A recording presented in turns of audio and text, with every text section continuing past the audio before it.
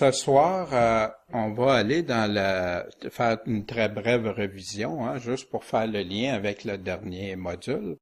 On avait vu les 7 églises, hein, le chapitre 3 et 4 de l'Apocalypse, puis on avait regardé les tableaux où Jésus parlait des œuvres de chacune des églises. Il connaissait les églises par les œuvres qu'elles faisaient, bonnes ou mauvaises, les reproches et conséquences, un appel à la repentance ou et des encouragements, puis les promesses que Jésus faisait aux vainqueurs.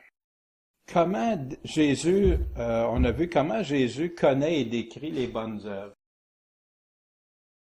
Pour l'Église, au chapitre 2 d'Éphèse, l'amour de la vérité, la haine du mensonge, prêt à souffrir, endurer ou persévérer au besoin, des œuvres selon Dieu au travers des persécutions, même dans la pauvreté, prêt à la fidélité jusqu'à la mort, prêt à pas renier son nom, à pas renier la foi, l'amour, la foi, le service, la persévérance, des œuvres qui grandissent, toutes des descriptions, puis je prends la peine de les répéter parce que elles sont importantes aux yeux de Jésus. Si Jésus nous a fait écrire ça, c'est parce qu'il veut qu'on y porte attention, que celui qui a des oreilles entende.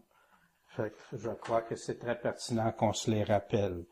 Garder les œuvres de Christ jusqu'à la fin, se souvenir de la parole et la garder, la pratiquer, garder sa parole, pas le renier, tenir ferme pour pas faire enlever ma couronne, acheter de l'or éprouvé de Christ, hein, sa parole, pour devenir riche, avoir des vêtements blancs, aussi du collier pour ouvrir les yeux. Est-ce que je pourrais être enseigné puis repris par Christ quand Christ le juge nécessaire? Et c'est lui qui tient tout ça entre ses mains. Comment il connaît maintenant les mauvaises œuvres? Abandonner son premier amour, hein? L'Église d'Éphèse, abandonner ton premier amour. On a vu ce que c'est aussi le premier amour selon la parole. Des doctrines étrangères, accepter des doctrines étrangères, accepter des faux prophètes, avoir des faux prophètes, faire des fausses représentations, l'hypocrisie, des vêtements souillés, hein, le contraire des vêtements blancs que ça prend pour aller au banquet, la tiédeur, hein, c'est terrible les paroles. Moi, c'était les paroles qui m'avaient le plus frappé, je te vomirai de ma bouche. Wow, il dit ça à une église, j'en revenais pas. La première fois que j'ai lu ça, je le relis encore, puis ça vient toujours me sentir qu'on a besoin de rien d'autre spirituellement. Ah, jamais. Avec Christ, on est de progrès en progrès, puis toujours aller pour le suivre fidèlement. Puis ne pas être ouvert, être repris par Christ. Fait que ça, c'est une description, une synthèse à partir des 7 lettres, des lettres qu'il a écrites aux 7 églises. Constat et réflexion, ben chaque réprimande, dans le fond, ça vient du fait que les églises, en quelque part, n'ont pas obéi, n'ont pas mis en pratique sa parole. Parce que sans ça, ils n'auraient pas abandonné leur premier amour. Sans ça, ils n'auraient pas accepté des faux prophètes, ils n'auraient pas fait, etc., etc. Chaque approbation provient du fait que ces églises ont suivi les directives de Christ. Fait qu'il y a 2 églises, hein, qui n'ont aucun reproche, puis d'autres qui en ont quelques-uns, d'autres même c'est complètement un reproche, une faillite, selon Jésus. Pourquoi Jésus décrit comme des œuvres, en réflexion, les aspects de la persévérance, l'amour, de garder sa parole, puis même la foi? Pourquoi il appelle ça des œuvres? Ça fait que ça m'a fait réfléchir, je voulais juste vous le partager. Est-ce que ça, le constat de Jésus, qu'est-ce qu'il me dit? Est-ce que ça peut m'encourager à le chercher de tout mon cœur, à le suivre fidèlement? En tout cas, pour ma part, ça le fait, puis je sais que beaucoup, ça les a touchés, puis à chercher davantage à plaire à notre Dieu. On a parlé aussi le véritable combat, hein, qui commence pour les vainqueurs, hein, puis j'avais parlé de l'armure de Dieu, on en a parlé souvent à l'Assemblée. L'armure de Dieu, qu'est-ce que c'est? Hein? Le bouclier de la foi, le casque du salut, la cuirasse de la justice, la ceinture de la vérité, l'épée de l'Esprit, la parole de Dieu, l'Évangile, et bien sûr la prière qui est la 7e arme. C'est ça que Paul conclut avec cette armure-là. Notre verset thème toujours, « Heureux celui qui lit et ceux qui écoutent les paroles de cette prophétie et qui les gardent. » Garde ces choses qui sont écrites dans l'Apocalypse, car le temps est proche. Ce soir, on va aller au chapitre 4 et 5, puis possiblement débuter le 6, dépendamment du temps où on en sera rendu. L'Apocalypse, chapitre 4, à partir du verset 1. Après ces choses, quelles choses? C'est après qu'est-ce qu'il vient de décrire de sa première vision, qu'il a entendu quelqu'un qui marchait au travers des 7 chandeliers, puis qui a dit, voici, écrit à chacune des églises. Fait qu'il y a eu une première vision, puis là, il arrive dans une deuxième vision. Après ces choses, je regardais, puis voici, une porte fut ouverte au ciel. Puis la première voix que j'avais entendue, comme une trompette, et qui parlait avec moi, me dit, « Monte ici, et je te montrerai les choses qui doivent arriver à l'avenir. » Et sur le champ, je fus ravi en esprit, fait que c'est tout de suite, et voici, un trône était posé au ciel et quelqu'un était assis sur le trône. Qu'est-ce qui arrive à notre Jean qui a vu ces choses-là? Qu'est-ce qui se passe? Il regardait, il voit une porte ouverte au ciel, puis tout d'un coup, monte, vient, puis vous remarquez aussi qu'il lui parle à lui, « Je te montrerai les choses qui doivent arriver. » Et je vais vous dire, on va regarder ça parce qu'il y en a pour eux, ça représente l'enlèvement. On va regarder ça, c'est-tu possible ou pas. Le ciel ouvert. Ézéchiel, en passant, qui est un livre fantastique de prophétie, fantastique dans le bon terme, là, extraordinaire, j'aurais dû dire.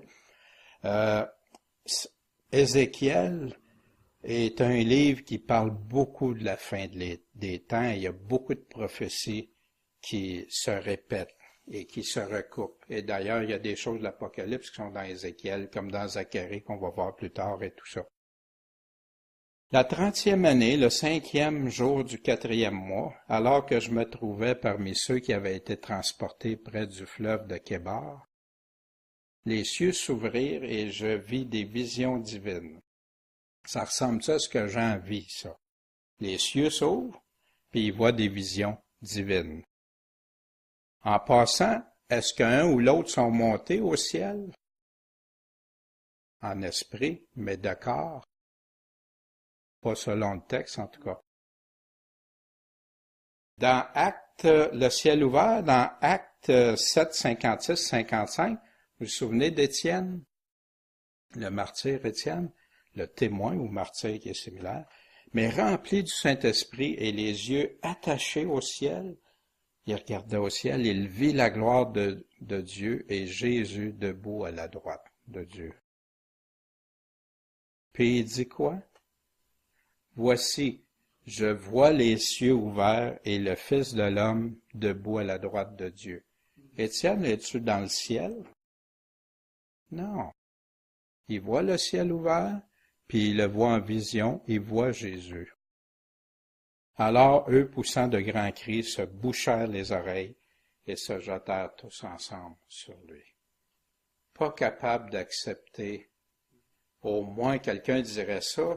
T'écoutes, c'est-tu vrai? C'est pas vrai? Ça se peut-tu? Même pas. Dans Acte 10, verset 10, vous vous souvenez de Pierre? Pierre, il avait faim, puis il voulait prendre son repas. Puis, comme on était en train de préparer le repas pour Pierre, il tomba en extase, en vision, puis il a vu le ciel ouvert. encore le ciel ouvert, puis un vase qui descendait sur lui, semblable à une grande nappe, retenue par les quatre coins, qui s'abaissait vers la terre. Vous vous souvenez, ça c'est Pierre, pour que Dieu lui fasse comprendre que, non, ce que je déclare, pardon, pour aller voir Corneille à la suite, c'est tout à fait. Ravi en esprit, on voit ici dans Actes 22, 17. Or, il m'arriva qu'étant de retour à Jérusalem et en prière dans le temple, je fus ravi en extase. C'est Paul qui parle, comme Pierre. Paul nous disait aussi dans 2 Corinthiens 12, 2, « Je connais un homme en Christ qui, il y a plus de 14 ans, fut ravi jusqu'au 3e ciel. Si ce fut dans le corps, je ne sais, et si ce fut hors de corps, je ne sais. Dieu le sait. » Fait que là, lui, il est pas sûr. Il est pas sûr comment c'est arrivé pour lui. Les autres, Étienne, il était sur la terre. Fait que les gens l'ont entendu, l'ont vu.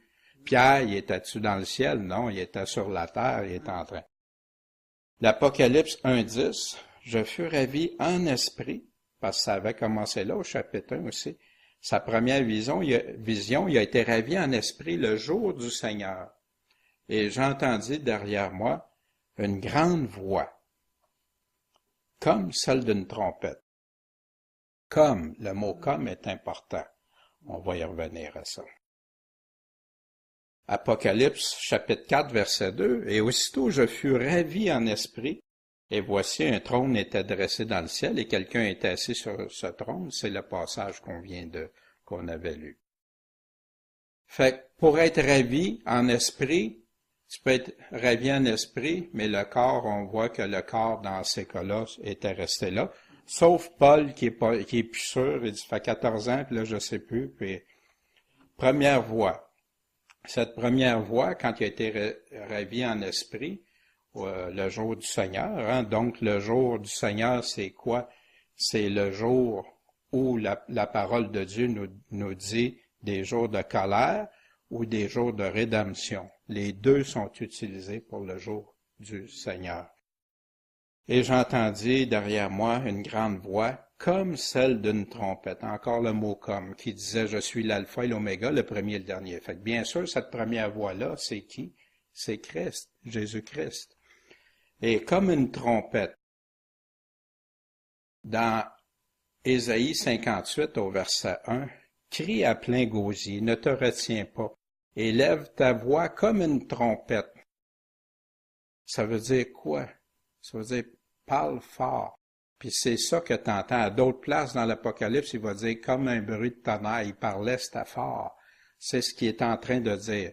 Puis vous allez voir pourquoi j'insiste sur ça, parce qu'on doit bien lire ce qui est écrit. Fait comme une trompette. Pardon? Oui, avec autorité, c'est ça, une voix forte, ouais. Si ça serait pour l'enlèvement, comme certains évaluent, disent que c'est pour l'enlèvement. Pourquoi est-ce que Jean doit encore effectuer des allers-retours du ciel à la terre puis de la terre au ciel? Dans Apocalypse chapitre 10, verset 1, Jean a vu l'ange descendre du ciel, puis au verset 8, il dit de prendre le livre pendant qu'il est sur la terre. Un pied sur la terre puis un pied sur la mer. Fait que Jean, est-tu encore dans le ciel? Mais non, il est sur la terre. Et pour mesurer le temple, il est sur la terre. Puis ça continue comme ça, vous allez voir dans l'Apocalypse que vous allez voir Jean au ciel, puis Jean sur la terre. Et c'est comme ça pour d'autres prophètes dans l'Ancien Testament qu'on pourra aller voir plus tard. Et ces prophètes-là, bien c'est ça, Dieu leur montre des choses, autant ce qui va se passer dans le ciel que sur la terre. Fait que aussi, Jean revient au chapitre 21, verset 10 de l'Apocalypse, il va être ravi en esprit pour la Nouvelle Jérusalem. On va lui montrer la Nouvelle Jérusalem. Fait que, est-ce que c'est encore un autre enlèvement? Ben non. Ici, ce que j'ai fait, un tableau. Un tableau dans la colonne de gauche, les passages bibliques qui sont souvent utilisés. Il y en a plein, mais j'ai pris quelques-uns, là. puis qui aurait arrivé avec des résultats similaires. Le passage, après ça, est-ce que ça parle d'avènement? Est-ce que ça parle, ces passages-là, de résurrection? Est-ce que ça parle des nuées? Est-ce que ça parle d'un corps transformé? Est-ce que ça parle du son de la trompette? Quand et pourquoi? Il y aurait eu plein d'autres, mais j'ai synthétisé ça dans ce sens-là. Dans 1 Thessaloniciens au chapitre 4, du verset 13 jusqu'au chapitre 5, verset 2, les passants souvent vont découper les versets. On doit toujours regarder de quoi il parle autour et sans s'arrêter au chapitre nécessairement. On a déjà parlé, les chapitres, c'est des guides pour se repérer rapidement, mais ça ne veut pas dire que c'est une toute autre histoire ou un autre contexte ou un autre enseignement. Parfois, ça peut être ça, mais parfois non, ça continue et il y a des mots qui nous le fait comprendre. Et si on regarde du chapitre 4, 13, verset 5-2, qui nous parle de Jésus et de la résurrection et tout ça, est-ce qu'il parle de l'avènement dans 1 Thessaloniciens, chapitre 4, verset 13 à 5-2? Oui, au verset 15, il parle de l'avènement de Christ. Est-ce qu'il parle de résurrection? Au verset 16, oui, il parle de la résurrection. Est-ce qu'il parle des nuées? Oui, sur les nuées. Est-ce qu'il parle d'un corps transformé? Oui, au verset 17. Est-ce qu'il parle au son de la trompette? Oui, au verset 16. Puis quand ça va survenir? Ça va survenir au jour du Seigneur, comme un larron. Fait qu'on a le temps. Fait que ça, c'est complet, hein? Ça nous donne la description même de Paul quand l'enlèvement va se produire. Après ça, Paul nous en parle aussi dans 1 Corinthiens 15, qui est le chapitre de la résurrection. Paul est en train de parler, il y en a qui commençaient à dire qu'il n'y aurait pas de résurrection, etc. Fait que Paul défend et démontre. En passant les lettres aux Corinthiens, Paul défend son apostolat, son ministère, parce qu'il y en a d'autres qui viennent en contradiction, puis en tout cas. Fait que Paul défend ça, puis là, il leur montre un des points majeurs, puis sans ça, il dit, examinez-vous si vous êtes dans la foi, avez-vous cru en vain? J'ai peur qu'il y en a qui aient cru en vain pour rien. Ici, dans 1 Corinthiens 15, est-ce qu'il parle de l'avènement? Oui, il dit que la résurrection va arriver quand? À l'avènement, au verset 23. Est-ce qu'il parle de résurrection? Oui, au verset 21, 22 et 52, c'est le thème de son chapitre. La nuée, il n'en parle pas directement. On peut le voir par les autres textes après, mais là, il n'en parle pas. Enfin, je mets ça. Un corps transformé. Oui, un corps transformé à la résurrection, verset 42, 43, puis verset 50. Il faut vêtir l'incorruptibilité. Fait que si on peut-tu rester dans nos corps comme ça? Non, impossible. Au son de la trompette? Ben oui. Puis il nous dit en plus, c'est à la dernière trompette. Puis après ça, il nous dit, c'est à son avènement. Au verset 23, que tout ça va se produire. On va continuer, puis je vais faire une conclusion après. 2 Thessaloniciens, au chapitre 2, versets 1 et 2, est-ce qu'il nous parle de son avènement? Ben oui, il nous parle de l'avènement, puis de notre réunion avec lui. Qu'est-ce que c'est son avènement, puis notre réunion avec lui, sinon l'enlèvement? Et quand il va venir ici.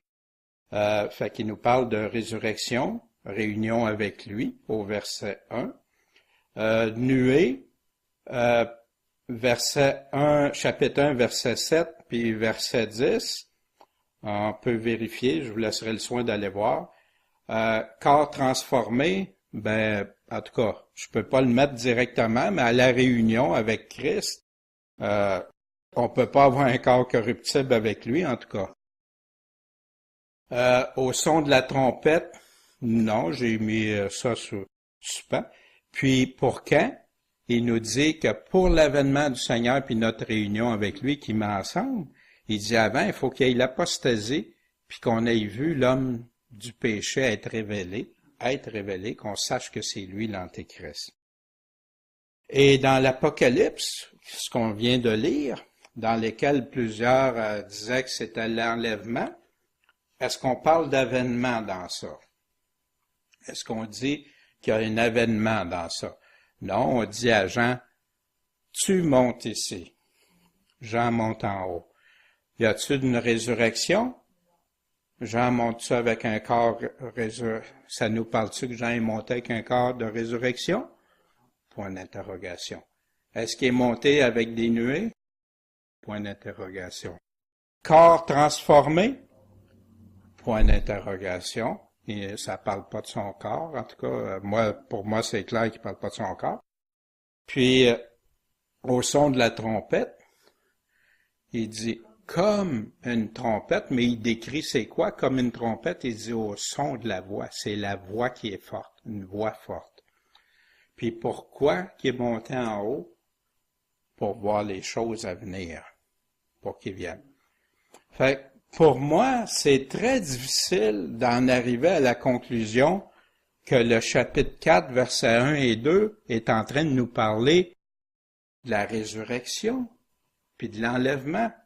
Je ne sais pas, vous, comment vous voyez ça, mais moi, en tout cas, c'est mince pour bâtir ça, à moins d'ajouter des choses, à moins de mettre d'autres paroles ou des mots ou des interprétations qui ne sont pas dans le texte. Et c'est pour ça qu'on doit toujours être prudent. Puis je le sais, j'ai cru à ça, moi, que c'était l'enlèvement, jusqu'au jour où j'ai commencé à regarder attentivement. Puis que tu réfléchis, tu médites, Seigneur, pourquoi tu parles pas de ça? Pourquoi tu nous dis pas telle information, puis ça? Puis on viendra, puis c'est sûr, après ça, des centaines d'heures de recherche pour venir à bout de découvrir que, dans le fond, je croyais à quelque chose qui me faisait plaisir de croire. On poursuit dans l'Apocalypse au chapitre 4, au verset 3. Et celui qui était assis paraissait semblable à une pierre de jaspe et de sardoine, puis autour du trône apparaissait un arc-en-ciel semblable à une émeraude. Ça, c'est la même description qu'on retrouve dans l'Ancien Testament à différents passages qui nous dit c'est Dieu là, sur son trône. Et il y avait autour du trône 24 sièges. Et je vis sur les sièges 24 anciens assis, vêtus d'habillements blancs et ayant sur leurs têtes des couronnes d'or. Bien sûr, il y a eu beaucoup d'interprétations sur les 24 anciens, puis qui est-ce que c'est, puis tout ça. Pour moi, j'ai dit, Seigneur, la Bible répond, s'interprète par elle-même. Fait que, partant de ce principe-là, pour moi, qu'est-ce que veut dire des anciens dans l'Ancien Testament? Puis qu'est-ce que veut dire des anciens dans le Nouveau Testament? Dans l'Ancien Testament, pardon? Il y a eu dans l'Ancien Testament les tribus qui étaient les anciens des tribus, les chefs, les pères qui étaient des anciens, considérés comme des anciens. Et dans le Nouveau Testament, les apôtres, anciens et tout ça. Je vous dis pas, je vous l'affirme pas, là ça c'est bâti l'opinion que je m'en suis fait après avoir regardé la foule d'interprétations. Pour moi, je préfère m'en tenir à regarder ce que la Bible définit, le mot ancien, qu'est-ce que ça veut dire, que de partir dans toutes sortes de théories et tout ça. Puis si un jour je trouve autre chose, je serai le premier à vouloir vous le partager et tout ça. Mais pour l'instant, pour moi, ça demeure des personnes qui sont très spéciales au cœur, dans le cœur de Dieu. Et du trône sortaient des éclairs et des tonnerres et des voix. Ça aussi, on va le revoir au fur et à mesure dans l'Apocalypse, je reviendrai avec ça. Et il y avait devant le trône 7 lampes de feu ardentes. 7 lampes de feu ardentes. Ça veut dire un feu fort. Puis, qui elles sont, ces 7 lampes-là? C'est les 7 esprits de Dieu. Les 7 esprits de Dieu, vous vous souvenez, on avait regardé dans Ésaïe, chapitre 11, on va le revoir tantôt. Puis, on va y revenir, ça sera pas long, je vais continuer les autres versets, puis on va y revenir. Verset 6, et au devant du trône, il y avait une mer de verre, semblable à du cristal. Puis ça aussi, on revoit ça, on va y revoir. Et au milieu du trône et autour du trône, 4 êtres vivants. Il y en a dans certaines Bibles, ça va être animaux, d'autres, ça va être des... voyons, les noms m'échappent, là. Mais c'est vraiment 4 êtres qui ont de la vie dedans. Plein d'yeux devant et derrière. Qu'est-ce que ça peut vouloir dire comme représentation plein d'yeux? Quand tu as plein de fenêtres, pleine visibilité, tu vois tout. Plein de yeux, tu as une grande visibilité, tu vois tout. Il n'y a rien qui t'échappe.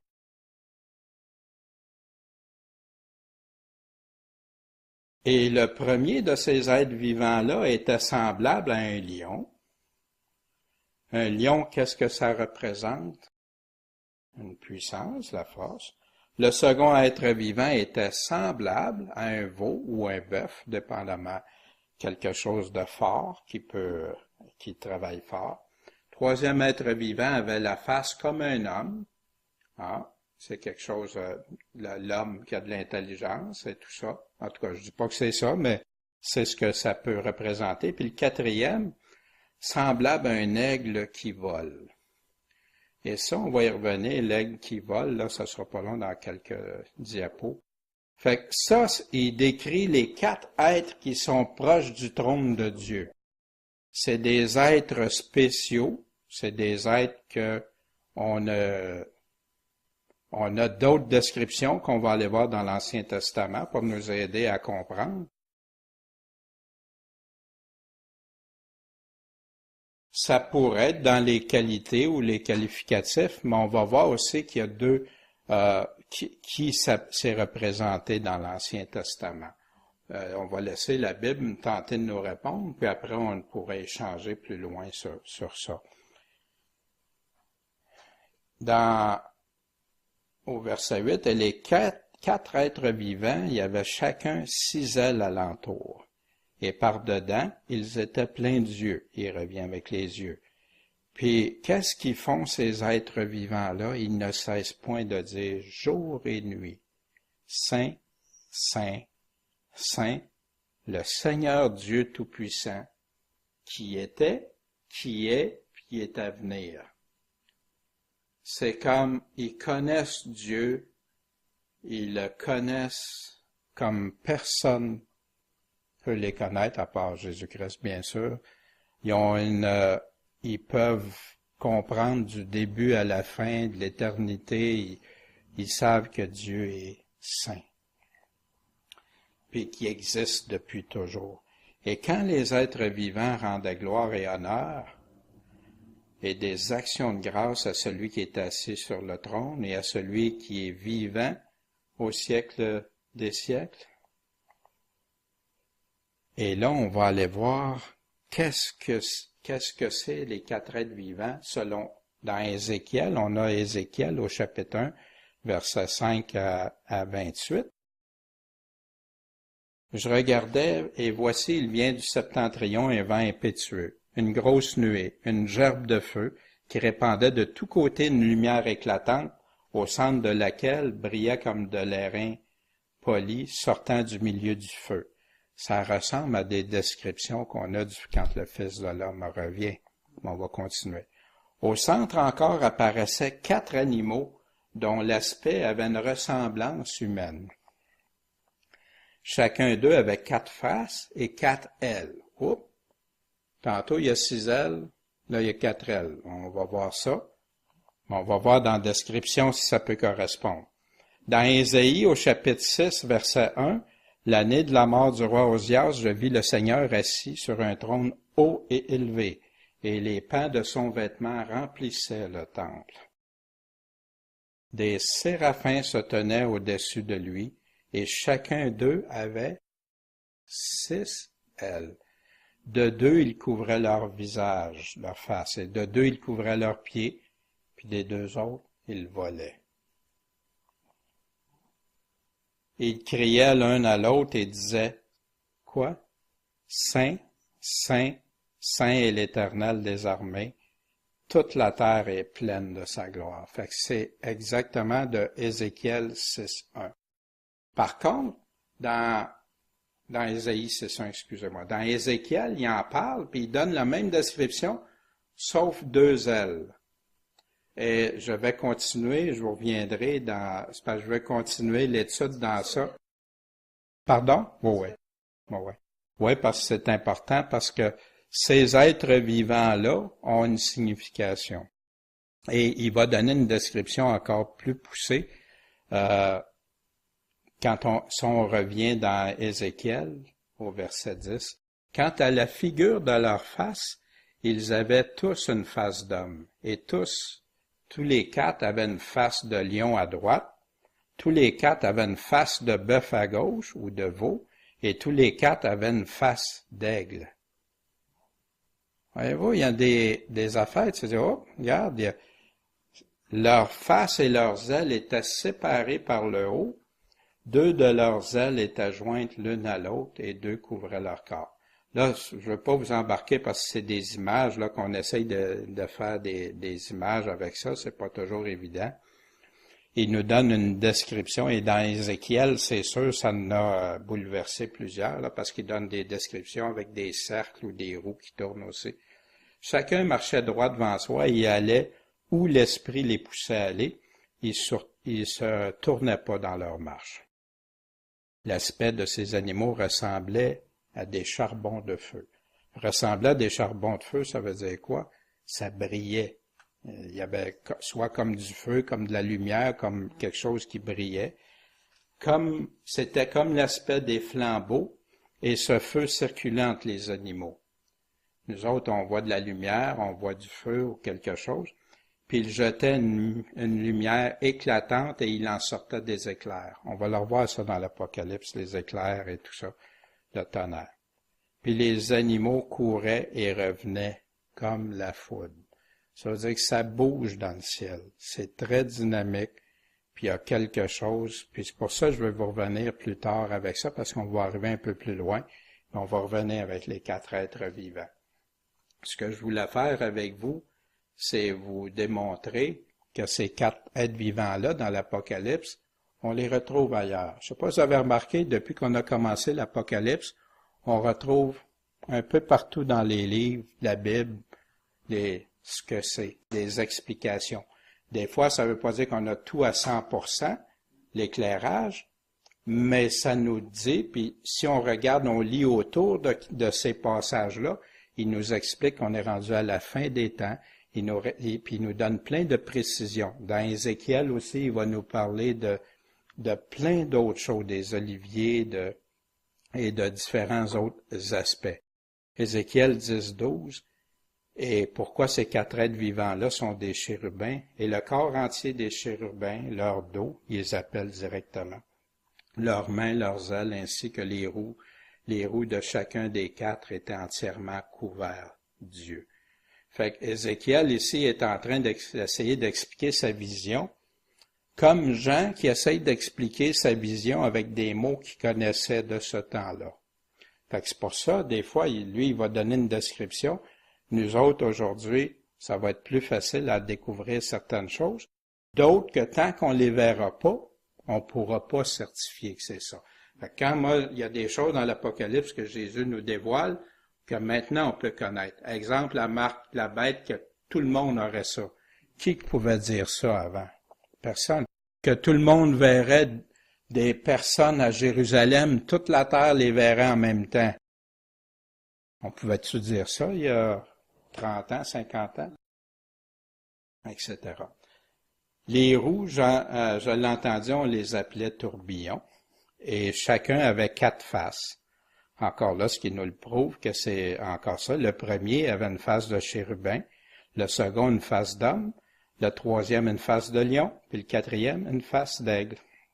Et les chérubins s'élevèrent. C'était là les animaux ou les êtres vivants que j'avais vus près du fleuve de Kébar. Fait qu'il nous donne une description. Puis il a vu ça proche du fleuve de Kébar. Fait qu'ici, quand il nous parle d'aigle en passant. Ailleurs, il nous parle de chérubin. Aigle et chérubin, pour certains commentateurs, sont la même chose. Parce qu'aigle, c'est avec des grandes ailes, puis chérubin avec des grandes ailes. Maintenant, je validerai tout ça là avant, mais c'est une des options qui est retenue. Fait que je voulais vous démontrer par ça que quand on a des êtres vivants, ils sont décrits ailleurs, puis qu'on peut aller beaucoup plus loin dans la recherche, puis tenter, puis avec des explications. Et il y a des choses, moi, que je suis sûr, quand les gens vont faire le lien, ah oui, c'était ça qui est en train de parler à ce moment-là. Revenons à la Révélation, chapitre 4, verset 10. Les 24 anciens se prosternaient devant celui qui était assis sur le trône, puis adoraient celui qui est vivant au siècle des siècles. Puis ils jetaient quoi? Leur couronne devant le trône. Fait qu'habituellement, les couronnes étaient réservées pour quelqu'un, du moins, qui est croyant et tout ça. Parce qu'ils ont remporté une victoire. C'est pas eux qui ont la couronne du maître, hein? Il y a une couronne au roi, mais le roi peut distribuer des couronnes de victoire à ses vainqueurs, à ne pas mélanger. Ils jetaient les couronnes devant le trône. Il est tellement extraordinaire, là, leur roi, que, regarde, les couronnes, là, wow, tu sais, c'est comme on a vu aussi comme quand les apôtres, les personnes aussi jetaient le vêtement pour que Jésus passe avec l'anneau. D'humilité, regarde tout ce qu'on a pour notre Dieu. Seigneur, tu es digne de recevoir la gloire, l'honneur, la puissance. Pourquoi? Parce que tu as créé toutes choses. C'est par ta volonté qu'elles existent et qu'elles ont été créées. Quel choc ça va être, vous pensez, quand Christ va revenir, puis tous ceux qui se sont moqués qu'il y ait un Dieu créateur, que tout ça, tout ce qui existe est le fruit du hasard, de l'évolution. C'est comme de dire, ben voici, hein, cette montre-là, ici, vous savez, il y a 1 milliard d'années, c'était rien. Après ça, ça a commencé avec des poussières. Puis, à un moment donné, ça s'est rejoint. Puis finalement, en tout cas, il n'y avait pas d'aiguilles avant, mais là, il est arrivé des aiguilles, ça s'est développé, etc. et tout ça. Voyez-vous? Un tableau, n'importe quoi. C'est par ta volonté. On lui doit tout, même notre respire. Tout. C'est parce que lui l'a créé, c'est pour ça qu'on existe. On lui doit tout. Puis je vis dans la main droite de celui, là on a fini le chapitre 4. Donc le chapitre 4 est comme une introduction et comme aux chapitres qui vont venir vers la suite. Et Jean est monté au ciel en esprit, il est ravi en esprit, puis il a vu quelque chose d'extraordinaire, qui est pas capable de décrire plus qu'avec les mots qu'il y a là.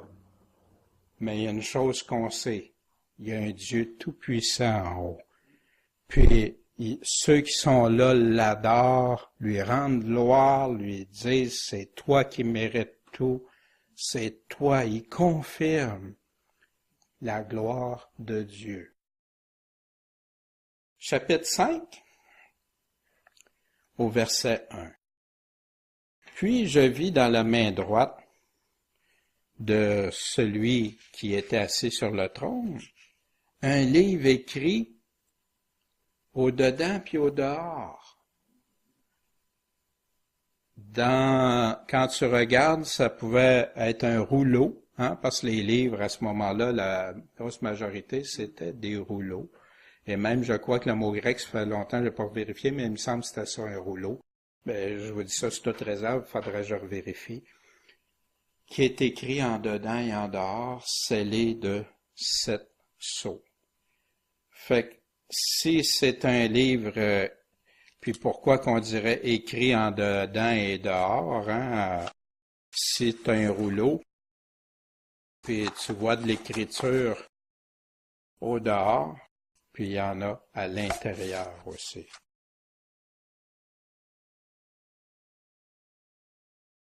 Il reparle d'un livre dans Apocalypse au chapitre 10, versets 8 à 11, et la voix que j'avais entendue du ciel me parla de nouveau et me dit, va, prends le petit livre ouvert dans la main de l'ange. Pourquoi qu'il est ouvert? C'est-tu possible que ce soit le même livre qui a été ouvert par Jésus-Christ? Ouvert dans la main de l'ange qui se tient sur la mer et sur la terre. J'allais vers l'ange et je lui ai dit, donne-moi le petit livre. Et il me dit, prends-le, puis dévore-le. Puis il va remplir tes entrailles d'amertume, mais dans ta bouche, il va être doux comme du miel. Il nous parle de ça ailleurs. Et je pris le petit livre de la main de l'ange, et je le dévorai. Il fut doux dans ma bouche comme du miel, mais quand je l'eus avalé, mes entrailles furent remplies d'amertume. Quel livre qui peut faire ça? Vous savez, la parole de Dieu aussi, pour moi, il y a des affaires, des fois je voyais, waouh, c'est beau, c'est tout ça. Puis des fois, quand tu le digérais ou tu avais à le mettre en pratique, ça devenait comme amer. Puis après, tu comprenais que Dieu, c'est pas pour ta misère ou pour, non, au contraire, c'est parce qu'il t'aime, puis il veut que tu en viennes à la vérité, puis que ton éternité soit avec lui, et tout ça. Alors il me dit, il faut que tu prophétises encore sur un grand nombre de peuples et de nations et de langues et de rois. Fait que c'est pas terminé, là. Mais moi, on est rendu au chapitre 10, là, l'Apocalypse, c'est pas terminé, il faut qu'il prophétise encore. Avec ce livre-là, puis il y a des choses amères qui vont arriver. Il y a des choses qui vont se produire. Ça a l'air beau, mais après ça, ça devient amer. Où est-ce qu'il parle de ça? Encore dans Ézéchiel. Mais toi, il parle à Ézéchiel, mais toi, fils de l'homme, écoute ce que je vais te dire et ne sois pas rebelle, sois pas comme les autres, comme cette maison rebelle. Ouvre la bouche et mange ce que je vais te donner. Savez-vous, la parole, on en avait déjà parlé, la parole, le pain de vie, mes paroles sont esprit et vie, le pain de vie. L'homme ne vivra pas de pain seulement, mais de toute nourriture qui sort de la bouche de Dieu. Et tout ça, et la nourriture spirituelle est très souvent comparée. Alors je regardai, et voici une main étendue vers moi, qui tenait un livre en rouleau. Ah, là, il donne une description. Un livre en rouleau.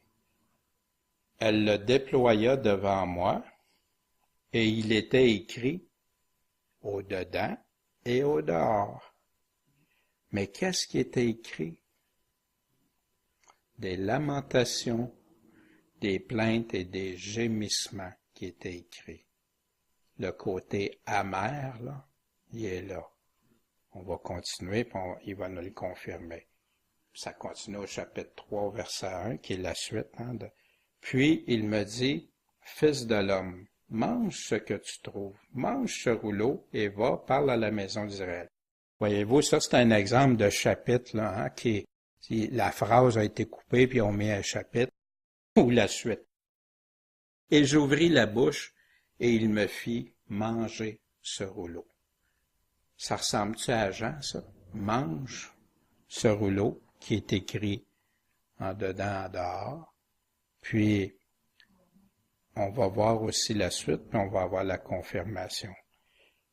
Il me dit, Fils de l'homme, repais ton ventre et remplis tes entrailles de ce rouleau que je te donne. Je le mangeai donc, et il fut comment à ma bouche? Comme du miel. Doux comme du miel. Par contre, amer avec ce qu'il y avait. Fait, dans ça, c'est une copie conforme de ce qui arrive à Jean, qui arrive à Ézéchiel, avec un livre écrit en dedans et en dehors. Un autre passage qui parle que ta parole est douce à mon palais, plus douce que le miel à ma bouche. La parole de Dieu qui est comparée souvent à du miel, mais pour les rebelles qui devient amertume et dégâts, souvent. Comment est-ce que c'était les rouleaux au temps de Jean? On en avait déjà parlé, hein? Un rouleau et avec 7 scellés dessus. Au temps de Jean, c'était en cire, hein, souvent comme de la cire ou un genre de colle, et que les gens mettaient un seau, soit avec un outil, un genre de poinçon, si vous voulez, pour faire fondre la cire, puis il arrivait sur ça, ou une bague, les rois avaient des bagues aussi, il y avait juste lui qui avait le seau, c'était sa bague, puis il posait son seau, puis ça scellait. Fait que si un messager partait avec le rouleau, parfois il y avait juste un seau, des fois il y en avait, mais 7 seaux, là, c'est parce qu'il veut que le document soit hermétique. Puis le messager qui arrive avec le rouleau, il est mieux de ne pas avoir de seau brisé dessus. Hein? Ça veut dire c'est confidentiel, c'est caché, c'est scellé.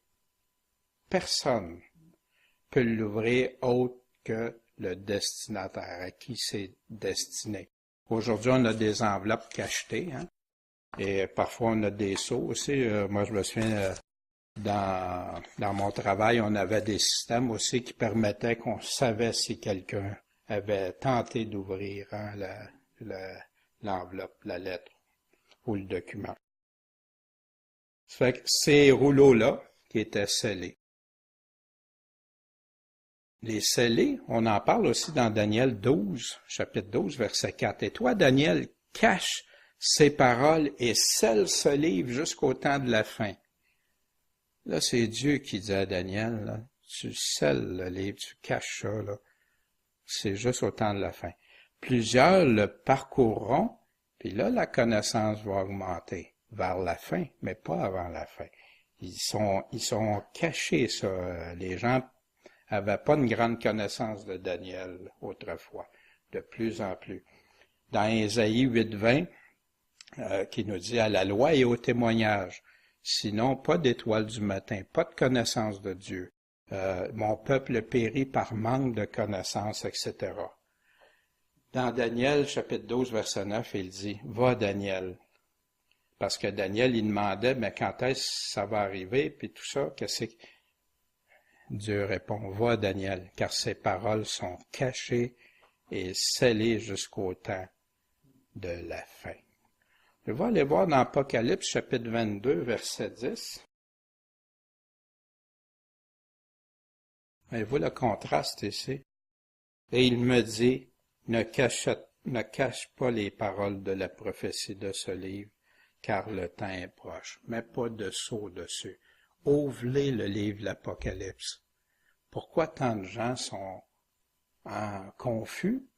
Mais c'est sûr, il y a beaucoup de symboles et tout ça, mais ce qu'on doit faire, c'est toujours aller regarder en arrière du symbole, qu'est-ce que ça peut représenter, puis en demander à Dieu, Dieu, éclaire-moi, qu'est-ce que ça représente vraiment? Puis quand je vais chercher au travers des autres Écritures, la Bible répond à elle-même et va te donner des précisions. Et quand ça demeure que tu n'as pas certaines précisions, vous savez, dans l'Apocalypse, il y a une seule chose qui n'est pas dévoilée. Les 7 tonnerres. Parce que Jean, il vient pour écrire, quand il y a eu les 7 tonnerres, il vient pour l'écrire. Il dit, non, tu les écris pas. Cachette ça, scelle ça. C'est la seule affaire. Ouais, le temps, non. Mais il nous donne assez d'informations qu'on connaisse pas l'heure et le jour, mais qu'on connaisse la saison de son avènement.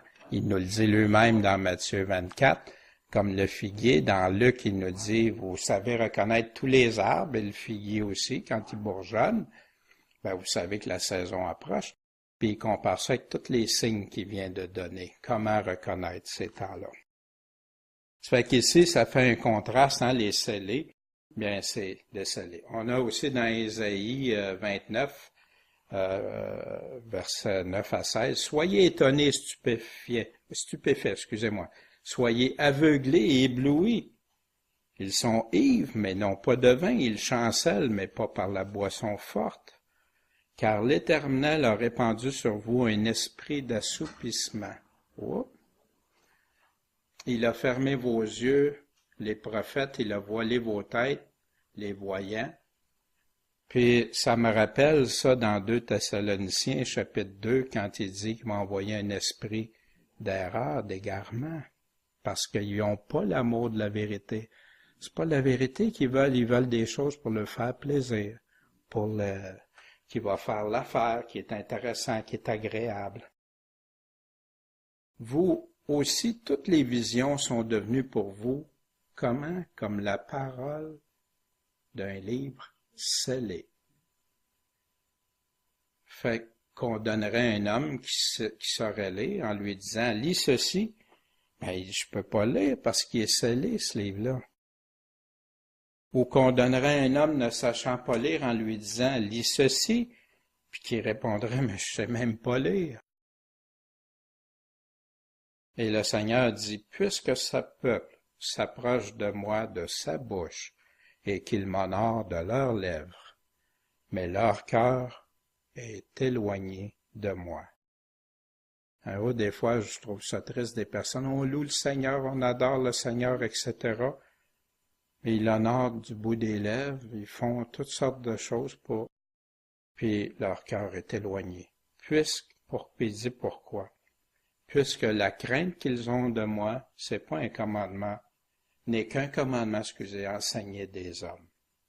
Fait qu'ils craignent plus qu'est-ce que les hommes vont dire, qu'est-ce que les hommes vont parler, que de Dieu. L'homme passe avant Dieu. À cause de cela, voici, je continuerai à user de prodiges à l'égard de ce peuple, de miracles et de prodiges.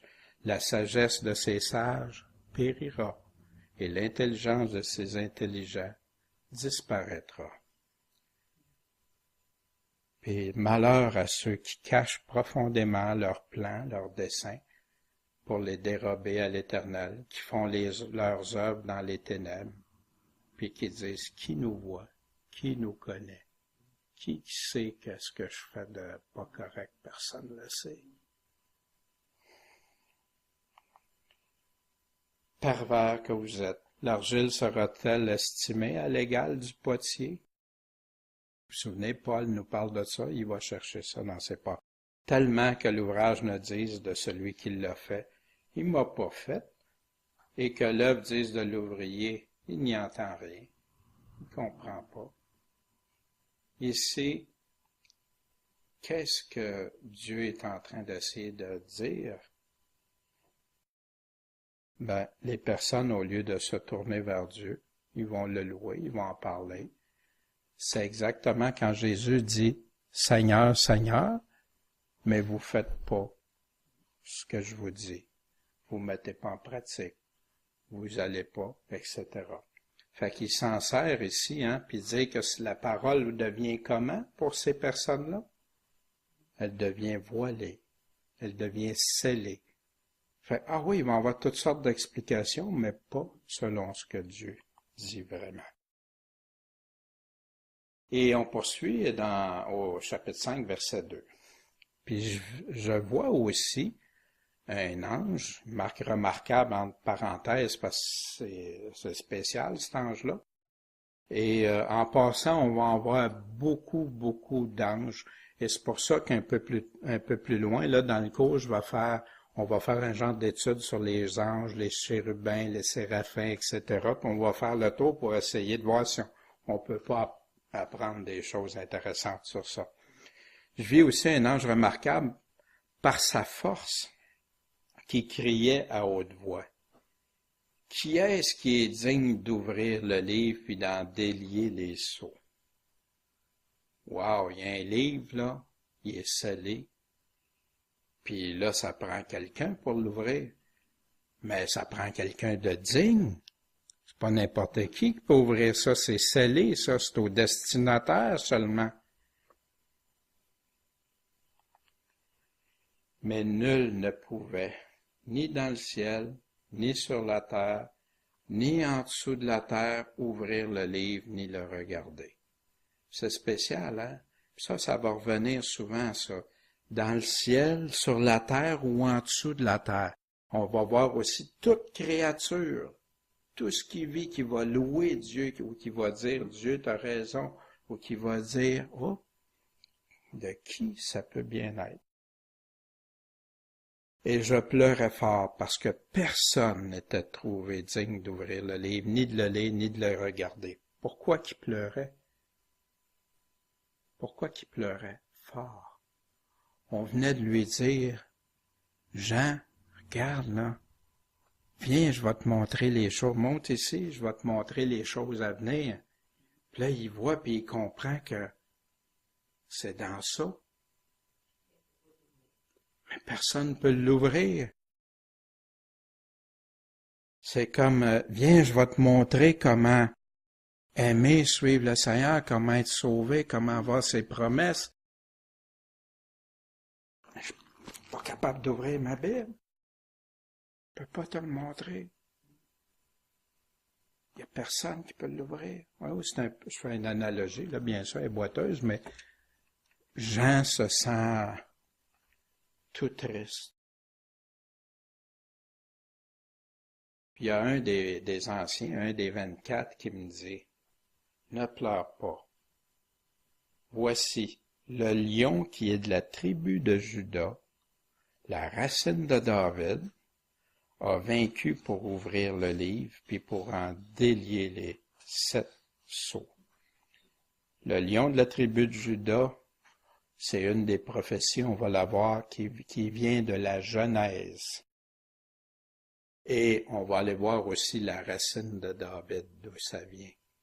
C'est 2 titres officiels du Messie, de Jésus-Christ.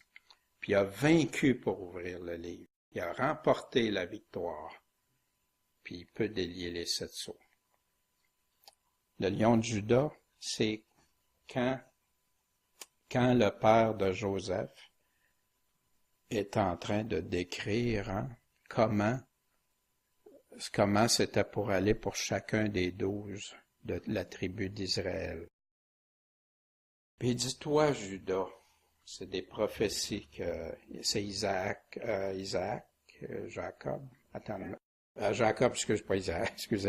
excusez-moi. Jacob qui disait, toi, Judas, tes frères te loueront. Ta main sera sur le cou de tes ennemis, c'est toi qui vas avoir le contrôle. Et le fils de ton père, les fils de ton père se prosterneront devant toi. Ça veut dire quoi? Ça veut dire que c'est toi qui vas avoir le contrôle sur toute la famille des tribus. Ouais. Puis normalement, ça aurait dû être à l'aîné, mais l'aîné a déplu à Dieu, puis etc. Le deuxième, le troisième, finalement, ça tombe à Judas. Judas est un jeune lion. Tu es revenu du butin, mon fils. Il s'est courbé. Il s'est couché comme un lion, comme un vieux lion. Qui le fera lever? Fait Judas, il est arrivé quelque chose, il n'a pas été en pleine puissance pour une période. Mais le sceptre ne s'écartera pas de Judas, ni le bâton de législateur de la loi d'entre ses pieds, jusqu'à ce que vienne le silo, le repos, le pacificateur. Qui est le silo? C'est Jésus-Christ, le lion de la tribu de Juda. À lui, l'obéissance des peuples. À Christ, ça c'était dans la Genèse, au tout début. Le lion de la tribu de Juda, qui est sur le sceptre, qui va avoir le sceptre, puis l'obéissance. La racine de David, ça vient d'Ésaïe, chapitre 11, à partir du verset 1. Mais il sortira un rejeton du tronc d'Ésaïe. Puis du tronc d'Ésaïe, hein, quand tu regardes ça, ça vient de David et tout ça. Et un bourgeon naîtra, ou un surgeon plutôt, naîtra de ses racines. Et l'Esprit de l'Éternel reposera sur lui, l'Esprit de sagesse, l'Esprit d'intelligence, l'Esprit de conseil, l'Esprit de force, l'Esprit de science et de crainte de l'Éternel. Souvenez-vous les sept qualités d'Esprit de Dieu. Il prendra son plaisir dans la crainte de l'Éternel, tellement qu'il ne jugera pas d'après l'apparence. Ah, Jésus nous a-tu dit ça? Et ne décidera pas sur un oui-dire. Ah, que si on pourrait faire ça, nous autres, on serait tellement plus sages. Mais il jugera avec justice les petits, il décidera avec droiture pour les malheureux du pays. Il frappera la terre de sa parole, comme d'une verge, et fera mourir le méchant par le souffle de ses lèvres. Souvenez-vous dans l'Apocalypse au chapitre 1, qui disait ça, par l'épée de ma bouche va détruire le méchant, il va combattre. La justice sera la ceinture de ses reins, et la vérité sera la ceinture de ses flancs. Qui d'autre que Jésus-Christ est dépeint du tronc d'Ésaïe, de la racine de David? Puis il nous parle après ça de ce qui va s'en venir avec Jésus. Le loup habitera avec l'agneau, le léopard habitera avec le chevreau, le lion, le veau, le bétail qu'on engraisse, ils vont tous être ensemble, puis un enfant va les conduire. C'est-tu arrivé, ça? Non. Ça s'en vient. Dans le millénium, ça s'en vient. Et je regarderai. Et voici, il y avait au milieu du trône, on revient au chapitre 5, et des 4 êtres vivants, et au milieu des anciens, un agneau qui se tenait là, comme mis à mort. Cet agneau-là, il a 7 cornes puis 7 yeux. Mais il nous dit, c'est qui ces 7 cornes puis ces 7 yeux-là? Si on regarde le texte, il nous dit, c'est les 7 esprits de Dieu envoyés par toute la terre. Les 7 esprits de Dieu envoyés par toute la terre. Il y a des commentateurs qui interprètent ça comme étant l'Esprit Saint complet, la totalité. D'autres qui vont dire 7 esprits de Dieu, c'est les 7 églises pour certains, puis qui sont envoyés sur toute la terre. D'autres qui pensent que c'est 7 entités de Dieu qui parcourent la terre. Moi, une chose, Job 34, 21 nous dit, « Car les yeux de Dieu sont sur les voies de l'homme, et il regarde tous ses pas. » Les yeux de Dieu, ils sont partout, tu peux rien, que ce soit même, il dit dans l'abîme, partout Dieu, tu peux rien cacher. Il n'y a ni ténèbres, ni ombre de la mort, où se puissent cacher les ouvriers d'iniquité. Fait il y a des yeux que tu peux rien cacher à Dieu. Dans Zacharie, chapitre 3, versets 8 et 9, puis au chapitre 4, verset 10. En passant, Zacharie, c'est un peu une similitude d'Apocalypse. Parce que quand tu lis Zacharie puis l'Apocalypse, tu vas retrouver des choses semblables, beaucoup de détails. Écoute, Joshua, grand sacrificateur, toi et tes compagnons qui sont assis devant toi, car ce sont des hommes qui serviront de signe. Voici, je vais faire venir mon serviteur, le germe. Et ça, vous avez différentes versions. Si ça parle de Jésus, du Messie. Car voici, quant à la pierre que j'ai mise devant Joshua, sur une seule pierre, il y a quoi? 7 yeux. Voici, je vais graver ce qui doit être gravé sur elle, dit l'Éternel des armées, et j'ôterai en un jour l'iniquité de ce pays. Qui peut faire ça? Qui est cette pierre? Et qui peut faire ça, enlever en un jour l'iniquité? Sinon, Christ. Car qui est-ce qui méprise le temps des petits commencements? Ils se réjouiront en voyant la pierre du niveau dans la main de Zorobabel. Ces 7 yeux sont quoi? Sont les yeux de l'Éternel qui parcourent la terre.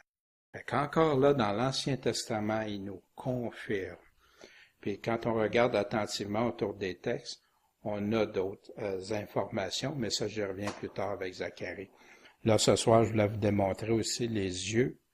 On cherche partout, il parle de ça, puis après ça, on va aller voir on va analyser le contexte de ça et tout. Fait que dans le chapitre 4-10, il nous le dit encore, les 7. Les 7 esprits, Jésus nous en parlait dans le chapitre 1, de la part des 7 esprits qui sont devant son trône, de la part, celui qui a les 7 esprits de Dieu et les 7 étoiles, ça c'est à chaque fois qu'il parle aux églises, puis devant le trône brûlent 7 lampes ardentes qui sont les 7 esprits de Dieu, qu'on a vu tantôt, et il y avait 7 cornes et 7 yeux qui sont les esprits de Dieu envoyés par toute la terre. Jésus nous parle aussi des 7 lampes. Ça vient, la première fois qu'on entend parler de ça dans la parole de Dieu, c'est dans Exode 25, 37. Tu feras ces 7 lampes aux chandeliers qui seront placés au-dessus de manière à éclairer. Ça, c'était pourquoi? C'était pour mettre dans le temple, ou dans le lieu saint, et tout ça pour éclairer, fait avec de l'or pur, bien sûr. Tu places les lampes sur le chandelier, les 7 lampes devront éclairer en face, il reconfirme.